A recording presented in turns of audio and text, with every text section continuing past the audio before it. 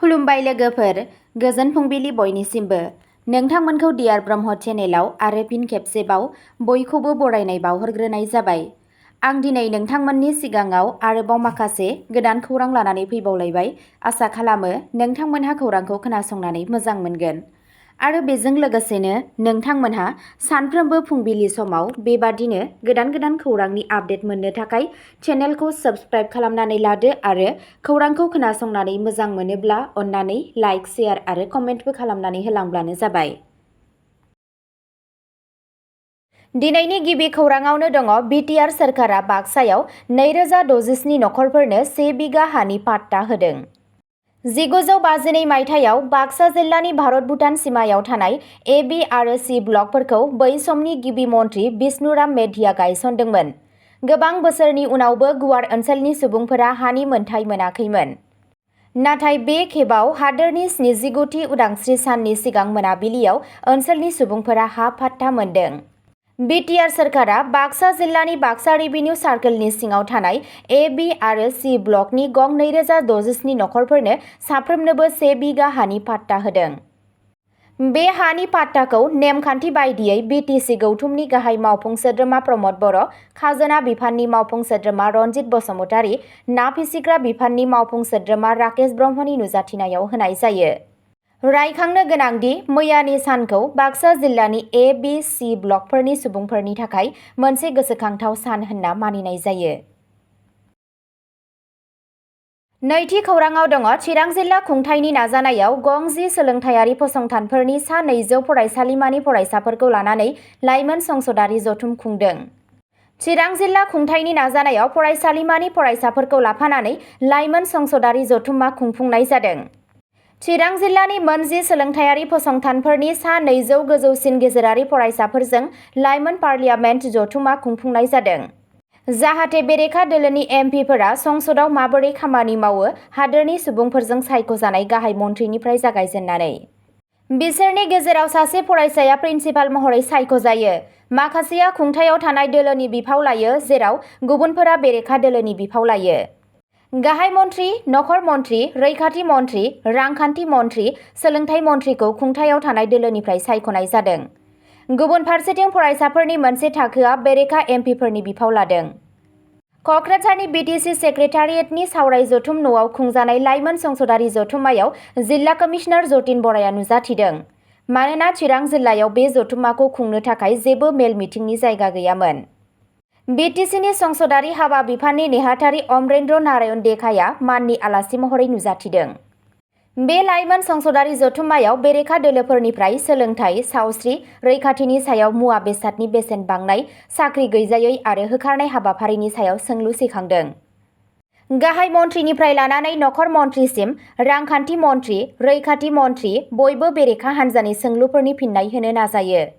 संसदनि बायदि बे लाइमोन संसदारि जथुम्मायावबो खुंथायाव थानाय आरो बेरेखा हान्जानि गेजेराव दुंहाव बाथ्रा दान्थेलायनाया नुनो मोन्दों। गुबैयै हाबाफारियाव नुजाथिनाय साफ्रोमबोआ रांखान्थि मन्थ्रिनि बिफाव लानाय फरायसाया होनाय सोलो गोनां फिन्नायखौ बाख्नायदों। मैयानि लाइमोन संसदारि जथुम्मायाव बाहागो लानाय फरायसाफोरा गावसोरनि मोन्दांथिफोरखौ फोरमायदोंमोन आरो बुंदोंमोन दि जों हादोरनि संसदाव टेलिभिजनाव गोबां सान नुबाय। नाथाय आं मिथियाखैमोन दि मानो हाल्ला दंमोन। नाथाय दिनै लाइमोन संसदाव हादोरनि गाहाय मन्थ्रिनि बिफाव लानो खाबु मोननायनि उनाव आं सिगाङाव जोबोद गिदोंमोन, नाथाय उनाव आं गावखौ सामलायनानै बेरेखा हान्जानि गोबां सोंलुफोरखौ सुस्रांबाय।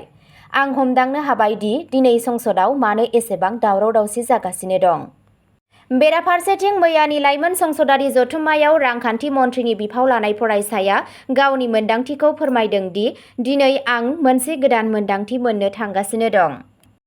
हादोरनि आथिखालनि थासारिनि सोमोन्दै बुंनानै इयुनाव सासे उकिल एबा खौरांगिरि जानायनि सिमां नुनाय फरायसाया बुङो दि बेयो सैथो दि हादोरनि जिडिपिआ बांगासिनो दं, नाथाय बेनि उल्थायै हादोरनि सोलोंथाइ खान्थिया गाहायाव फैबाय। बेराफारसेथिं मैयानि हाबाफारिनि थाखाय फरायसाफोरखौ फोरोंथाय होग्रा आयदानि सुबुं थानाय सानै फोरोंगिरि आरो फोरोंगिरिफोरा आथिखालाव नुजाथिनाय बुद्धिजों सुबुंफोरनि जोंबाय थानाय जेंनाफोरनि सायाव फरायसाफोरा जेरै सोंथि खालामदों एबा फिन्नाय होदों बेखौ गोमोनाय फोरमायदों। मैयानि लाइमोन संसदारि जथुम्माखौ चिरां जिल्ला कमिशनारनि मावख'नि बिथांखि मावख'गिरि हरेश्वर बसुमतारीया सामलायो। थामथि खौराङाव दङ आसाम ग्रेजुवेट फोरोंगिरि डकुमेन्ट भेरिफिकेसन 21 आगस्टनिफ्राय जागायगोन। आसामाव ग्रेजुवेट फोरोंगिरि थिसननाया जोबथा खोन्दोआव हाबबाय। आसामनि ग्रेजुवेट फोरोंगिरि थिसननाय बिखान्थिया मोनसे गाहाय थाखोआव हाबबाय, जाय गोबां साख्रि नागिरग्राफोरनो मिजिं होदों।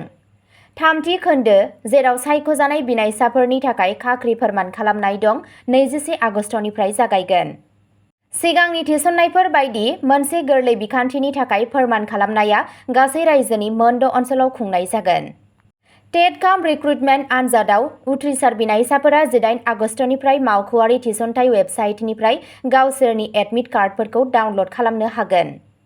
मावख'गिरिफोरा बिनायसाफोरखौ गावसोरनि एडमिट कार्डफोरखौ सांग्राङै नायग्रोमनो आरो जोबथा मिनिटनि जेंनानिफ्राय बारग'नो थाखाय गासैबो गोनां गुबै फोरमानलाइफोरखौ लांनो खावलायदों। ब्रैथि खौराङाव दङ आसाम केबिनेटआ 375 कौटि रांनि सावस्रि बांहोनाय, गाहाय सोमखोर गोहो आरो मोब्लिब गोहो मावथांखिफोरखौ गनायथि होबाय। आसाम केबिनेटआ बे राङारि बोसोराव आयुष्मान आसाम यजनानि थाखाय 325 कौटि रां गनायथि होदों। गोनांथिनि सायाव जगायनायखौ दिदोम खालामनो थाखाय खैला मन्थ्रि बिफाननिफ्राय 500 मेगावाट मोब्लिब बायनाय जादों। गोदान गोहोखौ बांहोनो थाखाय 1500 मेगावाट पाम्प दोनथुमसालि मावथांखिखौ गनायथि होदों। आसाम चिफ मिनिस्टार हिमन्त बिश्व शर्मानि दैदेननायाव आसाम केबिनेटआ सावस्रि जोथोनखौ बांहोनो, मोब्लिब जगायनायखौ गोख्रों खालामनो, गोदान गोहोखौ जौगाहोनो आरो खौसेयै जौगानायनि थाखाय बिल्डिं नेमफोरखौ गोरलै खालामनो थाखाय गोबां गाहाय थिरांथाफोरखौ गनायथि होदों। मोनसे गाहाय नोजोरथिया जादों 2025-26 मायथाइनि थाखाय मुख्यमन्त्रि आयुष्मान असम यजनानि थाखाय 325 कौटि रांनि गनायथि, जाय बे बोसोराव गासै राननाय रांखौ 375 कौटि रांसिम लांदों। बे बिथांखिया गोरिब आरो गेजेर आय गोनां नखरफोरनि थाखाय केसलेस फाहामथाय होगोन। मोब्लिब सेक्टराव केबिनेटआ गोजौसिन गोनांथिखौ आबुं खालामनो थाखाय मोनफ्रोमबो इउनिटआव 5.79 आव 500 मेगावाट मोब्लिब बायनो गनायथि होयो आरो कार्बि आंलंआव 1500 मेगावाटनि पाम्प दोनथुमसालि मावथांखिखौ गनायथि होयो, जाय गोजौ दाबि खालामनाय घन्टाफोरनि थाखाय गोदान गोहो दोनथुमनो हायो। नोगोरारि जौगानायखौ जौगाहोनो थाखाय आसाम जथाय बिल्डिं लुनाय उफ्रा आयेन 2022 आव सोदांनाय जादोंमोन, जाय ट्रान्जिट अरियेन्टेड डेभेलपमेन्ट पलिसिनि सिङाव फिसा हा खोन्दोखौ आरजाथाव खालामदोंमोन आरो आबहावा लोगोआरि आरो EWS न' मावथांखिफोरखौ हेफाजाब होदों। मिशन बसुन्धरा 3.0 नि सिङाव धुबुरी आरो बिश्वनाथआव हा थाखो रानफिननायनि 8 थांखिफोरखौ आबाद नङि जौगाथायनि थाखाय गनायथि होनाय जादों। आसामनि गिबि मन्थ्रिया बुंदों दि बे राहाफोरनि थांखिया रायजोनि जौगालु बिथांखियाव अनसाय, बिथायारि सानज'थाय आरो आबहावायारि जोरथायखौ खौसे खालामनाय। बाथि खौराङाव दङ आसामाव गुबुन हादोरनि जौ जगायनायनि दायाव नागालेन्डनि MLAनि फिसाज्लाजों लोगोसे 4 हमजादों।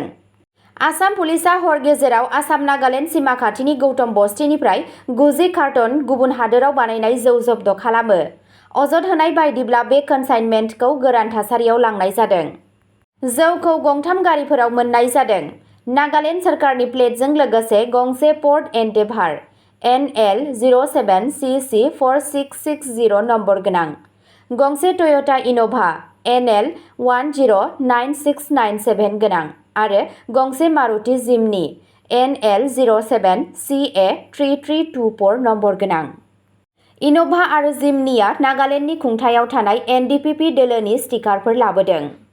4 सुबुंफोरखौ खानाय जादों। बिसोरनि मुङानो जादों एनक सुकाट' वत्सा, नजाथं रेंमा, इनालु अबमी आरो वांकाट।